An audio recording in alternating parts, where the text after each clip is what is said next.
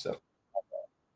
Sejam bem-vindos a mais um Nada Sabemos. IA, um papo sem pauta. Eu sou Sérgio Albuquerque e aqui do meu lado temos o Jean. Jean, bem-vindo a essa nossa conversa. Obrigado pela provocação novamente. Fizemos na semana passada um vídeo sobre isso e agora a gente está aqui retomando esse assunto tão emergente e tão necessário. Tem sido muito bom a gente olhar para isso, né, Sérgio? Porque a gente circula no ambiente organizacional e nós temos várias abordagens, né? Abordagem de receio, abordagem de encanto, abordagens diversas, e acho que não é só nós que nada sabemos, né? Acho que tem aqui uma série de possibilidades e que faz parte desse momento de grande transformação.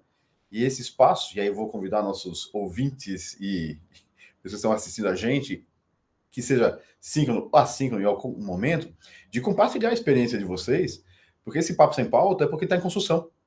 Nós estamos construindo isso, passo a passo, para conseguir entender, ver melhor, e nesse ambiente complexo, quanto mais pessoas, mais cérebros estão trazendo o seu conhecimento sobre isso, mais podemos ter uma visão de crescimento e evolução da nossa sociedade, da nossa espécie. Porque senão vai ser uma coisa em que a tecnologia vai ser mais importante do que o amar, do que o relacionamento. A gente falou sobre isso a última vez, né, Sérgio? E uma sociedade que é mais importante tecnologia do que relacionamento vai ser extinta. De uma maneira meio catastrófica, falando assim, mas nosso propósito aqui é trazer ciência, né, nesse contexto. É verdade. E a gente parafraseia aqui um grande filósofo chamado Sócrates, que viveu lá 400, 500 anos antes de Cristo, e ele falava isso, né? Só sei que nada sei. E justamente nós nada sabemos, mas nós temos noção de onde a gente vai. Porém, tem uma coisa ainda, Gia, que é o medo que permeia muitas vezes assim, todo mundo vai perder seu emprego para a inteligência artificial? Será? Eu acredito que todo mundo não. Muita gente sim, porém, grandes oportunidades vão se abrir na medida que a inteligência artificial vai sendo bem utilizada por todos.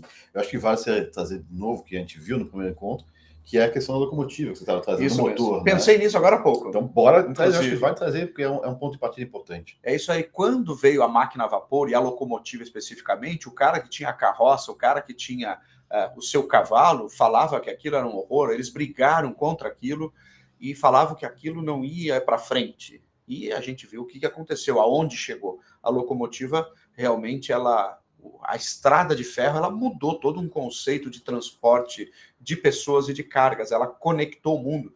Tanto que na Europa, Estados Unidos, a malha ferroviária é gigantesca. Infelizmente, o Brasil abandonou isso nos anos 50, nos anos 60, salvo engano.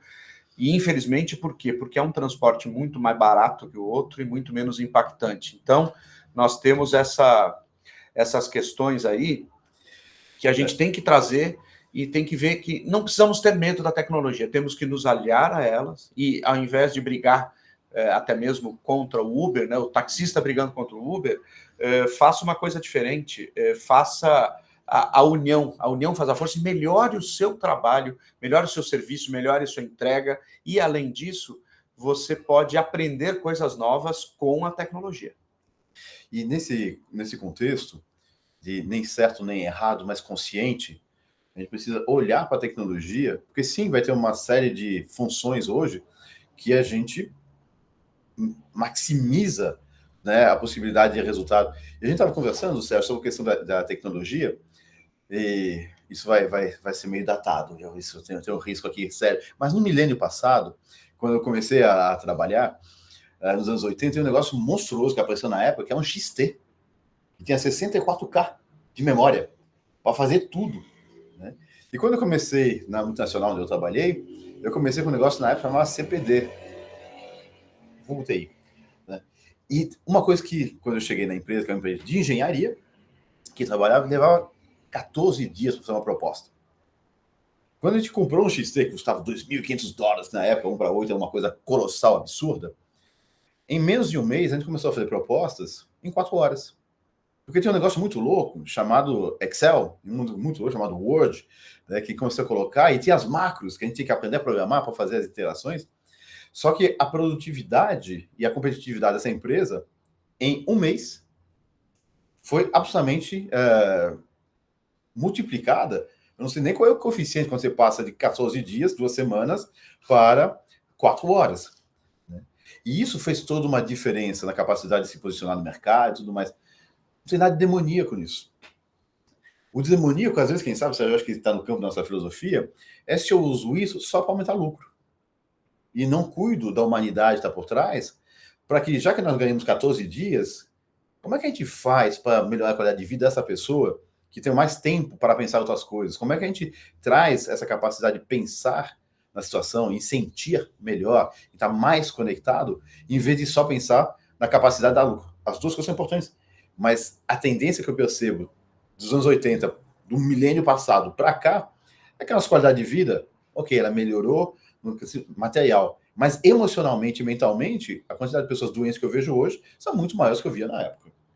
E aí nós tivemos o advento em 2020 da pandemia, Gia, que isso prejudicou, e a gente vê que o mundo, aparentemente, na época do início, eu não sei se todo mundo lembra aqui, mas quando começou lá em março de 2020, todo mundo pensava, as pessoas vão ficar melhores, as pessoas vão se reconectar com elas. E o que aconteceu 1 ano, 2 depois, a gente viu que as pessoas ficaram mais egoístas, cada um pensando só no seu, e ficaram doentes. A doença, assim, a doença mental, né, que é o estresse, a despreocupação com o outro, o individualismo, ele aflorou, mas as pessoas estão cada vez piores nesse aspecto, e você vê que o índice brasileiro aí de depressão é altíssimo, é um dos maiores do mundo. Eu não tenho os dados aqui, né, porque não é minha área, mas a gente, como consultor, como coach, como mentor, atende muita gente, assim, que às vezes as pessoas estão cansadas, estão exaustas, e aí tem aqueles percentuais das pesquisas, assim, quanto você está feliz no teu trabalho? 70% não está feliz. Gostaria de mudar, mas não faz nada para mudar. Então, a gente dando uma volta aqui para falar também de felicidade, essa semana eu estava escutando um podcast, aí teve a crítica do cara, pessoas felizes trazem mais lucro. Gente, numa sociedade capitalista, é isso que funciona. Por quê? É o lucro que traz o bem-estar para a pessoa também. Porque se a empresa não tiver lucro, ela não emprega a gente. Se ela só tem prejuízo, ela quebra. Então, é um ciclo que não adianta a gente ser hipócrita nesse aspecto, dizer que não, que a pessoa feliz, não é pecado dizer que o lucro não é pecado. Vejo assim, não sei o que você entende disso. Se uma ONG não estiver dando resultado, ela fecha. Simples assim. O que me vem muito nessa nossa conversa, acho que é muito a ver, assim, é que o lucro não pode ser o único motor. Sim. Isso mesmo. Né? Porque o lucro, ele está mais preocupado com um ser mitológico chamado acionista. E não com as pessoas que estão trabalhando. Mesmo. E quando a gente está olhando para cá, para esse momento histórico que a gente está tendo, eu acho que tem uma bifurcação. A gente pode seguir na mesma batida que estava tendo agora, ou a gente pode deixar de falar as pessoas e tentar pensar assim, como nós, seres humanos, nos indivíduos, modificamos o espaço que temos com a tecnologia que está disponível. E quem sabe que esse é um convite, né, da IA, que está nos fazendo assim, cara, como é que a gente incorpora isso na nossa realidade, sem ficar jogando pedra na locomotiva, como você deu o exemplo no nosso último encontro, mas também não se deixa levar achando que isso aqui vai ser a única coisa que vai valer a pena, tal. Porque vai valer a pena se eu trouxer coração, vai valer a pena se eu trouxer ética, vai valer a pena se eu trouxer consciência de para o que eu uso a IA. Porque se eu uso a IA só para dar lucro, eu só estou exacerbando esse aspecto, que é esse aspecto de não considerar a pessoa que está sofrendo porque estava em pandemia, isolado, né, que é um ser humano, nós somos mamíferos. Né? Esse mamífero precisa, e aí, Sérgio, como é que você está? Tudo mais. Alguns tocam mais, outros menos, mas a gente precisa se relacionar. Nós não somos uma samambaia perdida em algum lugar, e até as plantas se relacionam. Tá? Mas é nesse olhar que eu acho que tem muito espaço para a gente aumentar a nossa capacidade de resultado, diminuindo o gasto de energia com algo que pode ser melhorado a sua complexidade, o seu olhar diverso, para poder, inclusive, nesse espaço, ter mais ócio. A gente estava falando do ócio criativo da última vez. Isso mesmo. E aí já te passo a palavra que você é especialista nessa questão, né? E eu estava me dando conta essa semana que uma palavra que me veio é que quando, aspas, ócio criativo, é um momento de tédio. Porque eu estou tão acostumado, e essa é a minha leitura de sentimento, né? Eu estou tão acostumado a fazer, que quando eu paro de fazer uma coisa, eu pego o celular para ver se tem uma mensagem. Eu não pego o celular para ser produtivo, eu não pego o celular para estudar, eu pego para ver se é uma mensagem, se a minha ansiedade vai para as picos. E aí, quando está nos picos, eu falo, o que eu faço com isso? Para e aceita o tédio. Porque é no tédio que eu vou ter que pensar, ouvir o barulho que está na minha cabeça, perceber se tem oportunidades, né? É verdade, não. E você falou uma coisa muito legal que eu gostei, a provocação que eu fiz aqui daquela frase que eu ouvi, e de fato ela é verdadeira por um lado, e por outro a gente tem que trazer assim, como eu faço para melhorar a vida das pessoas? Uhum. Já que a pessoa está feliz, está dando lucro para a empresa, como a empresa também retorna esse lucro para a sociedade, e mais, como a inteligência artificial vai nos ajudar nesse aspecto. Eu acho que o grande segredo vai estar aí, a gente não tem essa resposta aí, a gente está Nada sabemos. Ninguém sabe, nada sabemos. Não sabemos isso. Tem umas pessoas que eu creio já estejam mais evoluídas, que é quem está fazendo. Inclusive, eu acho que teve alguns, não filósofos, mas homens de negócio, tipo Steve Jobs, que ele falava isso, né? O consumidor não sabe o que ele quer. É você quem tem que vender para ele. Ele tem que descobrir. E nisso que ele foi lá e fez o touch. Né? Então, ele fez. Nem sei se foi dele a ideia, mas ele colocou essa ideia em prática. Isso foi uma inteligência do ser humano aliada a uma inteligência artificial, porque isso aqui é uma inteligência artificial. Por trás daqui tem a máquina. Se fosse uma coisa, fez um insight aqui, você acha que é onde é que está o meu sofrimento? Eu falo da minha experiência. É a quantidade de informação disponível e meu cérebro não evoluiu na velocidade necessária para processar tudo isso na velocidade que era criada. Então, a minha biblioteca, que inicialmente eu precisava de 2 vidas para conseguir ler tudo, já está passando para 7 vidas, né? Para conseguir ler tudo que tem. Mas nesse aspecto, eu preciso, assim como quando eu vou para a Lua, eu não tenho asa e não tenho oxigênio lá, eu preciso de tecnologia para me levar para lá. Eu estou sentindo que hoje eu preciso de tecnologia, que a gente está chamando de IA, para processar informações complexas, para me ajudar a trazer, porque no fundo, e aí outro insight que eu quero ouvir de vocês nesse aspecto, que está nascendo nesse momento, essa reflexão, é que quando eu consigo ter uma IA que traz para mim um compilado do que está acontecendo, sendo produzido e tudo mais, eu acabo tendo a oportunidade de processar melhor esta realidade. E quanto mais eu elaboro meu raciocínio e provoco aquela resposta, mais eu consigo refinar entendimentos, inclusive antagônicos ao que eu acredito. Então, acho que é uma baita oportunidade para mim, de, em vez de ensandecer, assim, cara, como é que eu leio tudo isso aqui? Como é que eu trago isso aqui? E eu tenho várias IAs que estão compilando e fazendo, leio o compilado, entendo o compilado, percebo como é que isso aqui impacta. Tem tendências? Não tem? Porque se eu conseguir perceber tendência, eu consigo atuar, eu como indivíduo, nessa tendência, que eu seja consultor, que eu seja pai de família, que eu seja companheiro de alguém, que eu seja CEO de alguma empresa, né? Eu consigo direcionar. Se eu não tenho consciência, eu vou ser levado para um sistema que está focado em outros parâmetros que não são humanos obrigatoriamente. Isso mesmo. Você me trouxe uma coisa agora. A gente tem todas as manhãs hoje o conteúdo de 170 jornais. É isso que de manhã a gente tem, saindo todos os dias. Então, assim, se não fizer uma curadoria, e aí entra essa questão de não ter o medo, porque assim, a gente estava conversando antes de fazer essa gravação, que eu tenho um monte de aba aberta aqui, tem um monte de estudos que eu tenho que ir fazendo. Toda semana eu tenho que ler um artigo, eu tenho que assistir X vídeos, eu tenho várias coisas aqui. E eu e o Jean estávamos até falando isso. Não, poxa, às vezes eu deixo isso aqui de lado, por quê? Porque a gente não consegue, às vezes, fazer a curadoria do nosso próprio conteúdo, do que é importante e relevante, que vai me ajudar agora. E a inteligência artificial pode ajudar isso. Eu tenho usado muito o ChatGPT para fazer perguntas para ele, para me trazer insights, para ajudar em textos que eu tenho uma ideia básica que eu quero falar. Ele traz um texto rapidamente e eu vou lá e corrijo esse texto com aquilo que eu quero entregar. Então é isso, a gente tem que perder o medo. Essa semana, levando esse exemplo, né, eu recebi, dessa questão de curadoria para um cliente, 5 PDFs, cada um com 50, 60 páginas. Assim, quanto tempo eu vou levar para ler isso daqui? E aí tem um outro chat, que é o chat PDF, em que eu coloquei o PDF lá dentro e falei assim, ideias básicas. E aí me veio um mind mapping das ideias básicas que tem naquele PDF. Aí fiz isso por 5. E aí comecei a perceber quais as coerências que tinham entre eles. E aí percebi aqueles que tinham a ver com o que eu estava precisando desenvolver na empresa e aqueles que não tinham tema. Então eu ganhei provavelmente 3, 4 dias. Para ler tudo aquilo, interpretar e tudo mais. Assim, é 100% certo? Não é. Não é. É um viés, é uma análise, mas daquilo que está ali, a ideia básica estava. E aí daqui eu falei assim, ok, preciso ler esse arquivo e esse daqui. Diminuí de 5 para 2. Em capítulo tal, com o começo, né, o começo e o final de cada um deles. E me permitiu entender qual é a realidade daquelas pessoas que estavam dentro daquele. E aí isso permitiu, como consultor, ter as perguntas que ia provocar adequadamente aquele grupo para sair da casinha deles. E foi absolutamente incrível ter essa oportunidade, né, de adquirir de uma maneira rasa, né? Estou falando que nós não estamos aqui trabalhando como um acadêmico, né? Mas eu preciso entender daquele tema para poder interagir com meus clientes. Então, o chat PDF, nesse caso, foi uma bênção.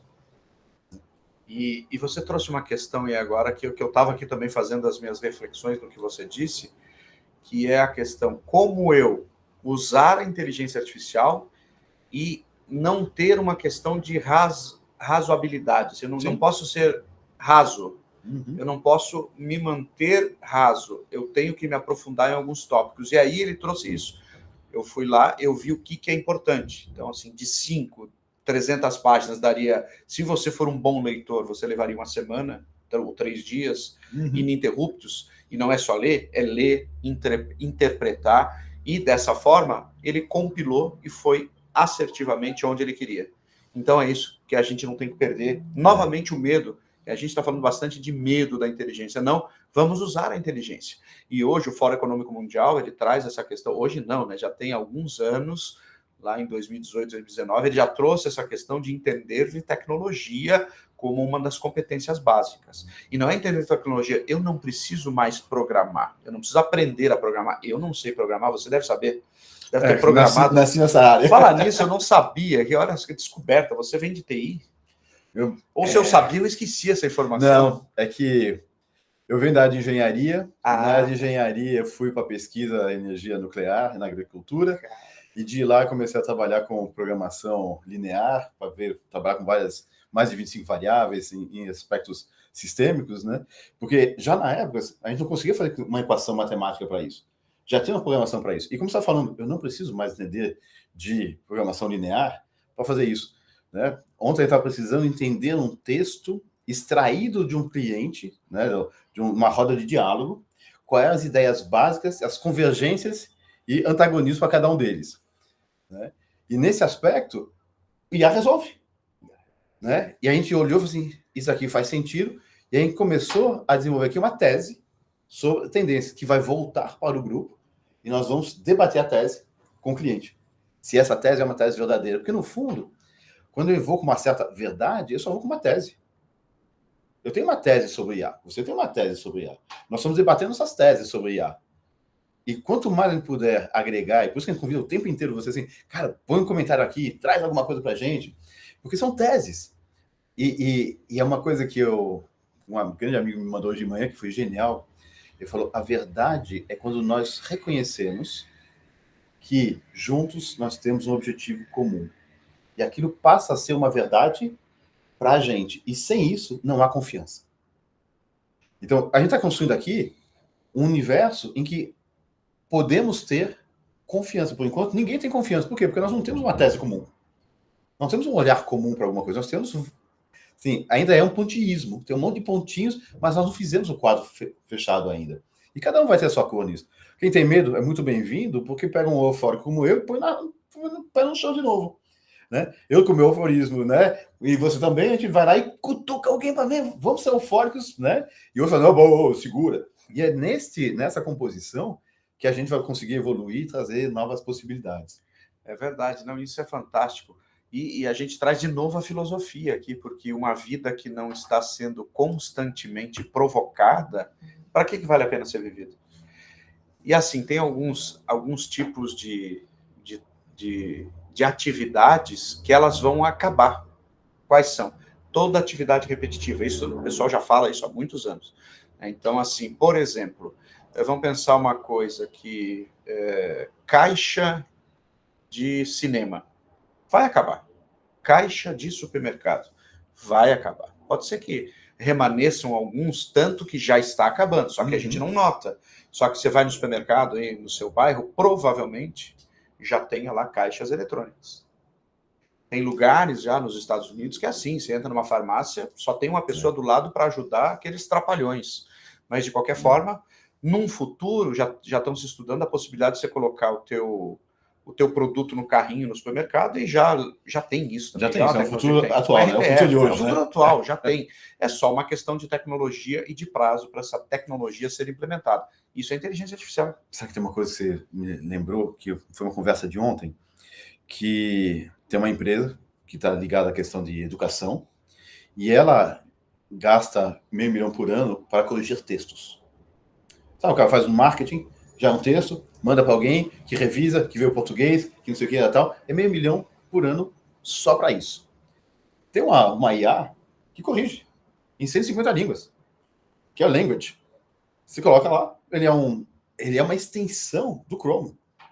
Você pode colocar ele aqui e tal. Você põe o texto, ele vai fazer assim. A gente fez um teste que foi muito divertido. Pegou um texto que a gente... Esse aqui tá bom. Inserimos um monte de erro. Né? Fez um copy-paste no Word. Isso é um monte de erro. E aí esse meu amigo falou assim, vamos testar. Colocou, e aí voltou a sinalizar assim, todos os erros que tinha. Erros de gramatical, erros de concordância, erros de... Tal. E assim, assim, então, foi feito em quanto tempo? 7 segundos.